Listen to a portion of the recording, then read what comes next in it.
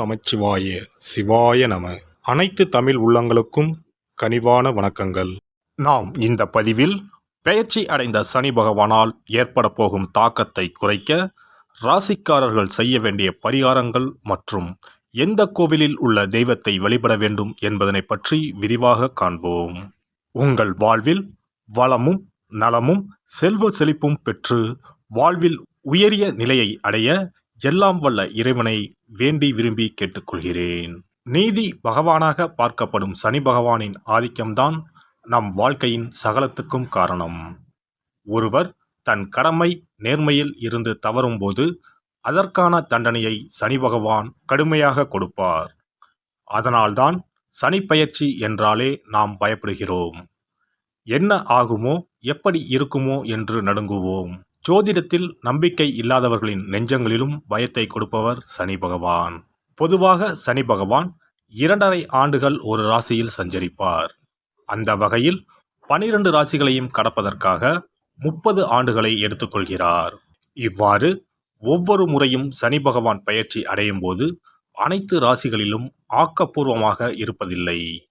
அப்படியாக சனி பகவான் மகரம் ராசியில் இருந்து கும்ப ராசிக்கு இடப்பெயர்ச்சி அடைகிறார். அதன்படி மேசம் லாபச்சனி, ரிஷபம் தொழில் சனி, மிதுனம் பாக்கிய சனி, துலாம் புண்ணிய சனி, தனுசு தைரிய சனி என வருவதால் இந்த ராசிக்காரர்கள் கொஞ்சம் நிம்மதி பெருமூச்சு விடலாம்.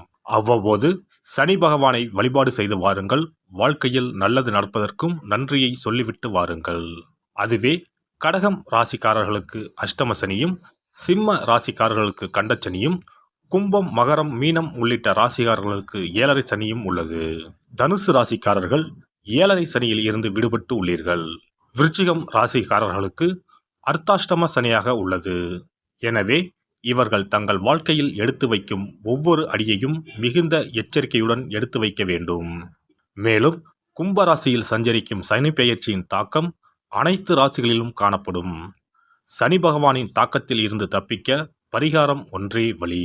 அதன்படி சனி பெயர்ச்சியால் பாதிக்கப்படும் ராசிக்காரர்கள் செய்ய வேண்டிய பரிகாரங்கள் மற்றும் எந்த கோவிலில் உள்ள சனி பகவானை வணங்க வேண்டும் என்று பார்க்கலாம். கன்னி ராசி அன்பர்களே, உங்களுடைய ராசிக்கு 6ஆம் வீட்டில் சனி சஞ்சரிக்கும் பொன்னான காலம். கன்னி ராசிக்காரர்களுக்கு முழு அதிகாரத்தையும் சனி தருவார். இதுவரை நிறைய சறுக்களை சந்தித்து இருப்பீர்கள். சனி பகவான் தனது சொந்த வீட்டில் ஆட்சி பெற்று பயணம் செய்யும் இந்த காலகட்டத்தில் கடன், நோய் எதிர்ப்பு போன்றவை கட்டுப்படும். விபரீத ராஜயோகம் கிடைக்கப் போகிறது. எனினும் சனி பகவானின் தாக்கத்தை குறைக்க வாழ்வில் மேன்மை பெற விழுப்புரம் மாவட்டம் உளுந்தூர்பேட்டை தாலுகாவில் இருக்கும் பரிக்கல் லட்சுமி நரசிம்மர் ஆலயத்திற்கு சென்று வழிபட்டால் மிகுதியான நன்மைகளை பெறலாம். இக்கோவிலுக்கு ஒருமுறை சென்று வாருங்கள். பல மாற்றங்கள் உங்கள் வாழ்வில் உண்டாகும். இத்தலத்தில் செய்யப்படும் வழிபாடுகளால் நவக்கிரக தோஷங்கள் விலகும். விழுப்புரம் மாவட்டம் பரிக்கல் ஊரில் உள்ள கோவில்தான் அருள்மிகு லட்சுமி நரசிம்ம சுவாமி கோவில். இந்த கோவிலில் மூலவராக லட்சுமி நரசிம்மரும் அம்மனாக கனகவள்ளியும் உள்ளனர். விழுப்புரத்தில் இருந்து கூவாகம் செல்லும் வழியிலேயே அமைந்துள்ளது இக்கோவில். உளுந்தூர்பேட்டை, விழுப்புரம் ஆகிய ஊர்களில் இருந்து பேருந்து வசதி பரிக்கல்லுக்கு இருக்கிறது. பொதுவாக நரசிம்மர் கோவிலில் உக்கிரமூர்த்தியான நரசிம்மர் தன் மடியிலுள்ள மகாலட்சுமியை ஆலிங்கனம் செய்திருப்பார்.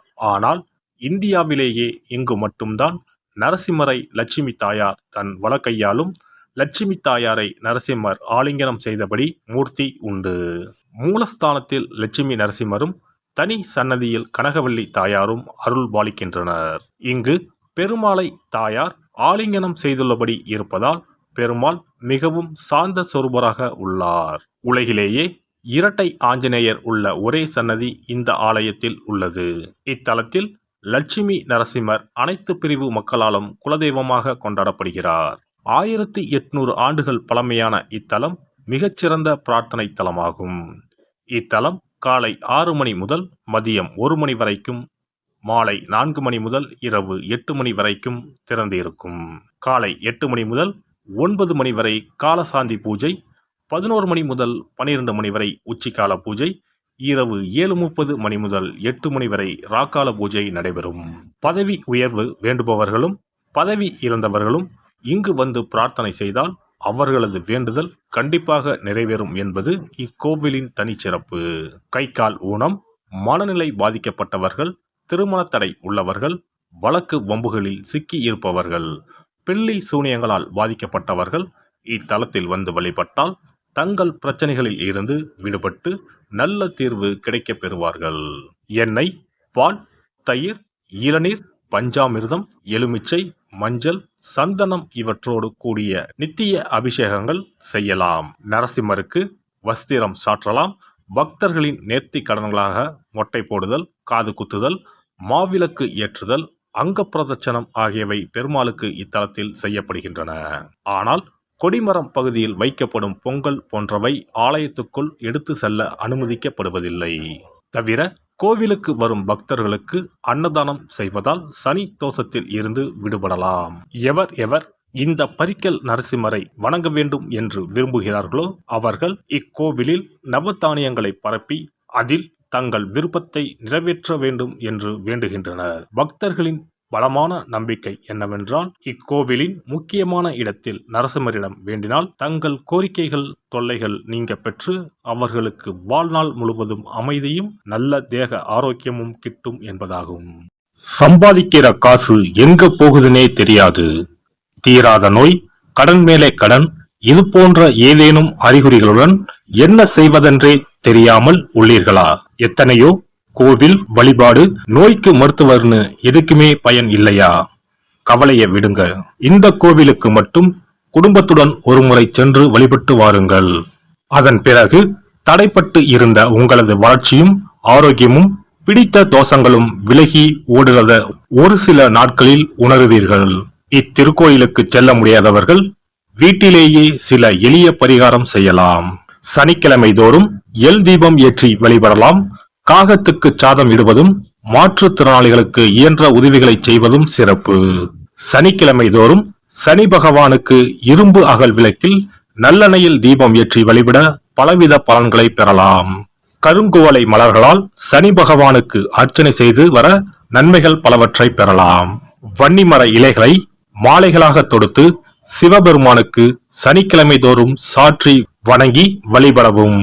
சனிக்கிழமை அசைவ உணவு கண்டிப்பாக சாப்பிடக்கூடாது. சனிக்கிழமை தோறும் நல்லெண்ணெய் குளியல் செய்தால் கெடுதல் குறையும். விநாயகர் வழிபாடு செய்வது மிக உத்தமம். அனுமன் வழிபாடு சனி பகவானின் தொல்லைகளை குறைக்கும். விசேஷ நாட்களில் மண் அகலில் நெய், நல்லெண்ணெய், இலுப்பை எண்ணெய் மூன்றும் சேர்த்து பஞ்சு திரியிட்டு தீபம் ஏற்ற வேண்டும். இவ்வாறு விளக்குகள் ஏற்றி வழிபட்டால் சகல நன்மைகளும் சூழும். சாமி சன்னதியில் இந்த தீபங்கள் இரண்டையும் ஏற்றி வழிபடுவது இன்னும் மிகச் சிறப்பு. எல்லாம் வல்ல இறையருளால் நீங்களும் உங்கள் அன்பு குடும்பமும் உடல் நலம், நீலாயுள், நிறை செல்வம், உயர் புகழ், மெய்ஞானம் ஓங்கி வாழ்க வளமுடன். இந்த வீடியோ உங்களுக்கு பிடிச்சிருந்தா லைக் பண்ணுங்க, ஷேர் பண்ணுங்க அண்ட் சப்ஸ்கிரைப் பண்ணுங்க. பக்கத்துல இருக்க பெல் ஐகானை கிளிக் பண்ணுங்க. நன்றி, வணக்கம், வாழ்க வளமுடன்.